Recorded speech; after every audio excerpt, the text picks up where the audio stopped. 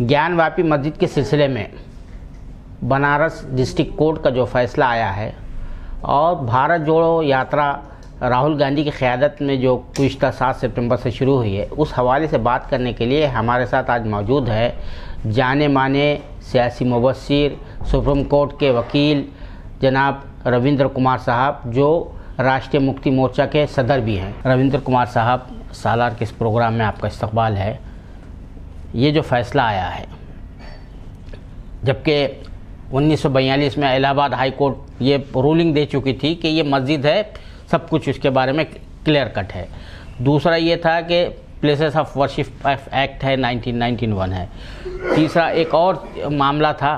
तीनों भी बातें में ये अदालत ने तीनों चीज़ों को जो है ओवरलुक करते हुए ये फ़ैसला दिया कि जो हिंदू फरीक ने जो अपील दायर की थी वो मेंटेनेबल है, उस पर जो है तो बहस की जा सकती, समाप्त की जा सकती है। तो इसको किस तरह से देखते हैं आप एज ए वकील, सुप्रीम कोर्ट के वकील हैं? देखिए, अभी आपकी बात जो आप कह रहे हैं उस बात का जवाब मुझे नहीं देने की ज़रूरत। उस बात का जवाब देश के जो हमारे वर्तमान प्रधान न्यायाधीश हैं यूयू ललित साहब, उन्होंने दे दिया। आपको याद होगा उन्होंने 2 फैसले दिए पहले दिन ही।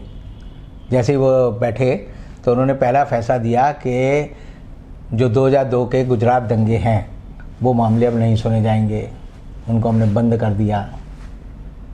और दूसरा फैसला उन्होंने दिया अयोध्या से संबंधित जितने भी मामले हैं वो भी नहीं सुने जाएंगे, वो भी हमने बंद कर दिया।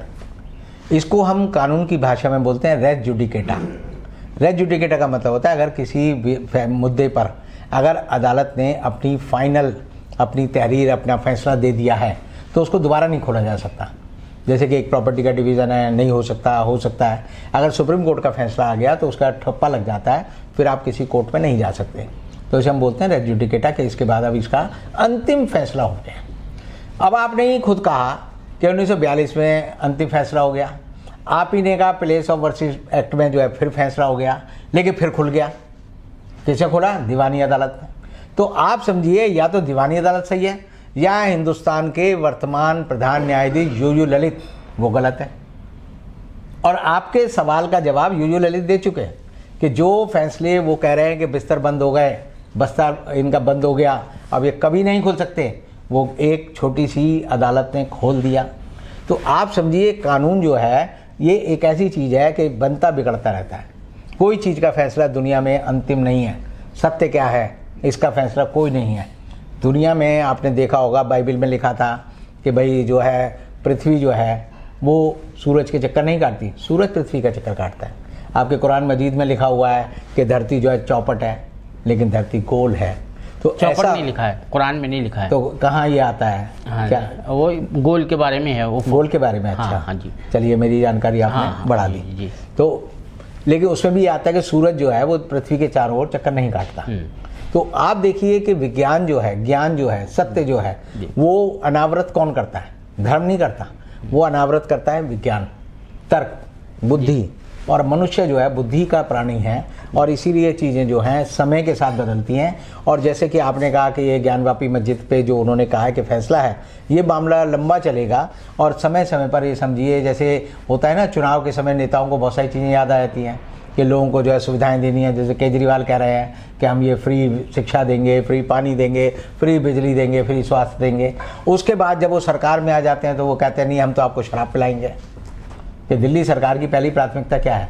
दिल्ली सरकार की पहली प्राथमिकता है कि आपको शराब पिलानी है, आपसे पैसा लेना है जेब से। तो ये सरकारों के रूप होते हैं। चुनाव से 6 महीने पहले कुछ, चुनाव के 6 महीने बाद कुछ। तो ज्ञानवापी मस्जिद का मामला जो है, उनको ये कहना कि ये एक विवाद है, इसको हम सुनेंगे, इससे आप एक बात समझ लीजिए कि चीज़ बढ़ गई है। लेकिन आने वाले समय में आपको पता चलेगा कि सच क्या है। सच कभी नहीं छुप सकता, चाहे वो आप किसी भी तरह से छुपाने की कोशिश करें। आप एक तवील अरसे से वकालत कर रहे हैं, आपका एक लंबा तजुर्बा है। ये जो फैसला आने से पहले ही वहाँ जो मुझे खबरें मिली है कि मिठाइयाँ तकसीम की जा रही थी जी, कि भाई वो हिंदू फरीक जो है ये कहने लगे कि भाई हमारे जैसा फैसला आ रहा है। तो ये क्या वो देता है, इंडिकेशन देता है, इशारा देता है। क्या हो रहा है मामला? मैंने आपको नेक्सस वाला मामला नहीं नेक्सस वाला मामला मैंने पहले भी आपको कहा। हाँ। जब वो चुनाव का नतीजा आता है, मिठाई जो है बंटनी है, हलवाई को पता है मिठाई बंटनी है जी, तो वो जो है मिठाइयों के डब्बे बना के तैयार रखते हैं। जो हारता है वो नहीं खरीदता है, जो जीतता है वो खरीद लेता है जी। तो मिठाई वाले को तो मिठाई बेचनी है। अगर मुसलमान जीतते तब भी वो मिठाई बंटती और हिंदू जीते तब भी मिठाई बटी। तो उससे ये समझिए, तो जो बनिए की बुद्धि है या हलवाई की बुद्धि है, वो जानता है कि एक पक्ष खुश होगा, जो खुश होगा मिठाई खरीदेगा, जो खुश नहीं होगा वो मिठाई नहीं खरीदेगा। ये बात है। अब ये जो है, ये फैसले के नतीजे में वहाँ पर एक पेंडोरा बॉक्स जो है खुल सकता है। आपके ख्याल में कहीं ऐसी है सिचुएशन है? ये देखिए, ऐसा है पंडारा बॉक्स खोलने, क्योंकि देश में जब तक धर्म की राजनीति होगी तब तक पंडारा बॉक्स ये नहीं ज्ञानवापी नहीं कहीं भी उखाड़ते रहो आप। अभी मथुरा वाला उखाड़ेगा, फिर कभी और कोई और उठ जाएगा। मुद्दे जो है पहले दिमाग में खुलते हैं, फिर वो उसको अमली जामा हम जमीन पर पहुंच जाते हैं। तो ये जो, अगर आपको लगता है कि जैसे मुद्दे ये उठा रहे हैं, इन मुद्दों से जनता को असर पड़ेगा या नहीं पड़ेगा। अब जनता जाग गई है, जनता को पता है कि हमारी जो ये लड़ाई है, ये फर्जी लड़ाई है। हमारी लड़ाई है भूख से, हमारी लड़ाई है प्यास से, हमारी लड़ाई है स्वास्थ्य से, हमारी लड़ाई है रोजगार के लिए। अब देखिए, राहुल गांधी ने कहा कि आई वांट जॉब, तो लोग जो वो जॉब की शर्ट पहन के घूम रहे हैं, तो वो कारवां बढ़ रहा है। तो कारवां इसलिए बढ़ रहा है क्योंकि लोगों को लगता है कि जब आप जनता के मुद्दे उठाएंगे तो जनता आपके साथ हो जाएगी। अब कोई आदमी ये वहाँ पर जाकर ये मान लीजिए आरएसएस के लोग कहें कि हम जी एक पूरी रथ यात्रा निकालेंगे कि ज्ञानवापी मस्जिद की या मथुरा की, तो आप सोचते लोग आएंगे? कोई लोग नहीं आएंगे। जब लोगों के मन की बात होती है, मन की आवाज़ उठती है, तब लोग खुद उठ के चल के आते हैं। आपको याद होगा जब जनता पार्टी की सरकार 1977 में बनी थी, तब उस समय एक नारा दिया गया था, एक वोट एक नोट। जनता ने नोट भी दिया और वोट भी दिया, तब उनकी सरकार बनी थी। उनके पास कुछ नहीं था। तो हमारे जो रामायण में या महाभारत या रामचरितमानस में गोस्वामी तुलसीदास ने एक लाइन लिखी है, वो है रावण रथी विरथ रघुवीरा। कि रावण तो रथ पे सवार था और रघुवीर जो राम थे वो विरथ थे, बिना रथ के थे, पैदल थे। उनकी सारी सेना, बानर सेना पैदल थी, लेकिन उन्होंने किसको हराया? रावण को, जो सर्वशक्तिमान था, जिसे सारे देवताओं को कब्जे में कर रखा था, सारे ग्रहों को बांध रखा था। रावण का अंत हुआ, पूरी दुनिया जानती है। और हम उस राम को पूछते हैं जो पैदल चला था 14 साल। भगवान राम आप समझ लीजिए रथ पर नहीं थे, वो पैदल थे। उनकी पूरी यात्रा, चाहे वो पंचवटी में रहे हों या लंका में उन्होंने विजय प्राप्त करी हो, हमेशा पैदल थे। कभी आपने नहीं देखा वो राम जो थे रथ पे थे। तो राहुल गांधी ने वही रास्ता चुना है जो गांधी जी ने चुना था। जनता से जुड़ने का सबसे तरीका है कि जनता के बीच में जाओ। जनता के बीच में जाकर आप जो है, जनता से जब बात संवाद करेंगे तो जनता आपके साथ आएगी, आप उसके साथ रहोगे। राहुल गांधी पहले ये काम टुकड़ों में करते थे। जैसे उन्होंने एक बार कहा कि मैं गरीब के घर जाके रहूँगा, हरिजन के घर में रहूँगा, तो वो बातें जो है चूँकि मीडिया में उस तरह नहीं गई।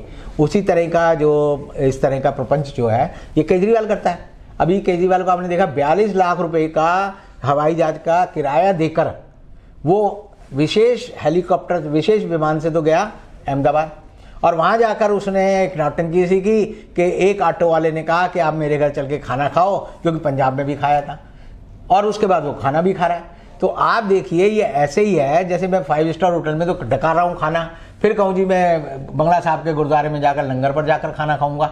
तो आप जब ऐसा काम करते हैं तो आपका जो पाखंड है, आपकी जो हिपोक्रेसी है वो खुल जाती है। और ये नेता जितने भी हिपोक्रेट होंगे, आप एक बात समझ लीजिए, हिपोक्रेट नेता जो है थोड़े दिन तो चल सकते हैं, लेकिन जैसे होता है कि फटा पोस्टर निकला हीरो वाली बात हो जाएगी कि लोगों को सच्चाई पता चल जाती है। पैदल चलना क्यों जरूरी है? आप देखिए दुनिया के जितने भी धर्म फैले हैं वो पैदल चलने से फैले हैं। नानक के बारे में, जैसे गुरु नानक के बारे में आप देखेंगे कि गुरु नानक 60 साल जिए, लगातार वो पैदल चलते रहे। उनके साथ एक बाला होता था, एक मर्दाना होता था। मर्दाना अट्टा कट्टा था, बाला जो था वो उनके साथ हिजाब या रकाब जिसे बोलते हैं वो हो जाता था। तो उन्होंने कहाँ गए? काबुल गए, मक्का गए, हमारे नॉर्थ ईस्ट गए, पूरा हिंदुस्तान उन्होंने हर जगह गए। कौन सी जगह थी जहाँ वहाँ नहीं गए? वहाँ गुरुद्वारे बने। तो गुरु नानक ने एक साधु के रूप में, संत के रूप में पैदल चलकर अपनी बात फैलाई। तो आप कहना ये चाह रहे हैं कि ये जो राहुल गांधी ने, यानी कांग्रेस पार्टी ने यात्रा निकाली, भारत जोड़ो यात्रा, उसका जो है पॉजिटिव इम्पैक्ट पड़ेगा हर चीज का। अगर आप जनता के बीच में निकल आओगे तो उसका इम्पैक्ट जरूर पड़ेगा। हम बंद कमरे में बात कर रहे हैं, इसका कोई इम्पैक्ट नहीं आएगा। लोग सुनेंगे, हमारे को कहेंगे बहुत अच्छी बात कही, हमारी प्रशंसा कर सकते हैं, लेकिन हमारे साथ जब जुड़ेंगे, जब हम रूबरू होंगे, रूबरू होकर ही हम बात कर रहे हैं। आप एक जगह हो, मैं कहीं हूँ। बीजेपी की तरफ से जो तनकीदें हो रही है, क्रिटिसिज्म हो रहा है, कभी टी शर्ट को निशाना बनाया जाता, कभी किसी और चीज़ को निशाना बनाया जाता, तो आप इसको किस तरह से असेस करेंगे? देखिए, मुकाबला जब होता है तो मुकाबला आपको बराबरी का करना पड़ता है। मान लो दुश्मन की सेना अगर आपके सरहद पर आ गई है, तो हमारी सेना ये नहीं कह सकती कि उनकी पैंट ढीली है, उनकी निक्कर ऐसी है, उनके जूते ऐसे हैं। नहीं, आपको आमने सामने लड़ना पड़ेगा।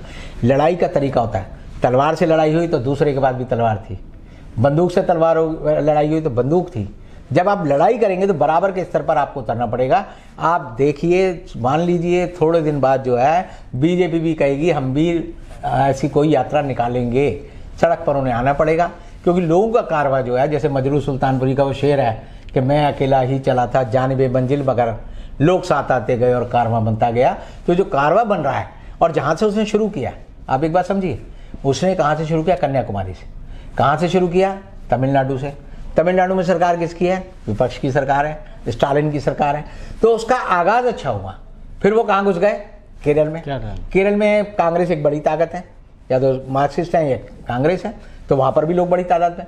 तो जो पहली सूरत है, पहला चरण है, जैसे रॉकेट को जब हम आसमान में छोड़ते हैं तो पहला जो फ्यूल होता है वो बड़ा होता है, जब वो अपनी कक्षा में उसे पहुँच देता है तो वो टूट जाता है, फिर दूसरा आता है, अंत में क्या पहुँचता है? अंत में सिर्फ छोटा सा रॉकेट पहुँचता है। जब आप कहेंगे चांद पे उतर गया या मंगल पे उतर गया, छोटा सा रॉकेट होता है, उसके नीचे फ्यूल टैंक नहीं होता। तो राहुल गांधी ने जो जहाँ से यात्रा शुरू की है, आप एक समझ लीजिए, इस यात्रा का जो पहला इम्पैक्ट है, पहले दिनों की जो प्रतिक्रिया है वो ये है कि आज के समय में भारतीय जनता पार्टी के सारे लोग ये अपना धर्म समझते हैं कि हम कैसे राहुल गांधी का मजाक उड़ाएं। अब मजाक उड़ाना उन्होंने कहाँ से शुरू किया? जहाँ से दिल्ली में जब वो रामलीला मैदान में भाषण दे रहे थे तो उसने कहा जी कि आटा 40 रुपये लीटर हो गया। तो लीटर को उन्होंने ऐसे बताया जैसे कि इस आदमी को कुछ पता ही नहीं। अब देखिए, लीटर और किलो जो है ऐसा है कि आप बाजार में जाएंगे तो आप किलो में घी ले सकते हैं। हम पहले घी लेने जाते थे, हम कहते थे भाई 1 किलो देसी घी दे दो, लीटर में होता है। अब वो लीटर में मिलता है। तो लीटर और किलो का मतलब नहीं है, असली बात थी दाम की कि 40 रुपये किलो हो गया, वो बात पहुंच गई। तो आप समझिए, कई बार बहुत सारे लोग गलतियों का भी फायदा उठाते हैं, क्योंकि गलतियों का फायदा इसलिए उठाते हैं क्योंकि उनका भाग्य उनका साथ दे रहा होता है, समय उनके साथ होता है, जनता उनके साथ होती है। और जब जनता साथ होती है किसी आदमी के साथ, तो समझ लीजिए डेमोक्रेसी में उसकी जीत होना जरूरी है और वही जीतेगा। चाहे आप कितनी फर्जी ईवीएम ले आओ, चाहे कितना मोदी मीडिया ले आओ, या ऐसा मीडिया ले आओ जो आपके प्रचार करता है, या ईडी ले आओ, या सीबीआई ले आओ, या एनआईए ले आओ, या और कोई एजेंसी ले आओ। जब जनता साथ आ जाएगी तो कोई भी सरकारी एजेंसी 130 करोड़ लोगों को जेल नहीं भेज सकती। 130 करोड़ लोगों पे मुकदमे नहीं चल सकते। 130 करोड़ लोग जो है फूंक मारेंगे तो सरकार उड़ जाएगी। बहुत बहुत शुक्रिया साला से बात करने के लिए रविंद्र कुमार साहब।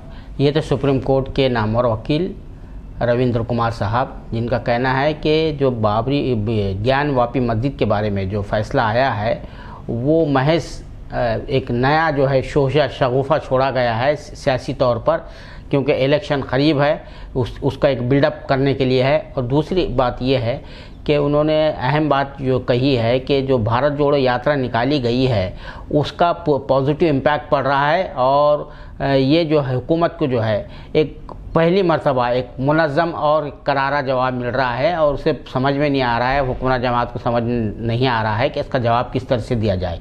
कैमरामैन जीशान राही के साथ अब्दुल बारी मसूद, नई दिल्ली।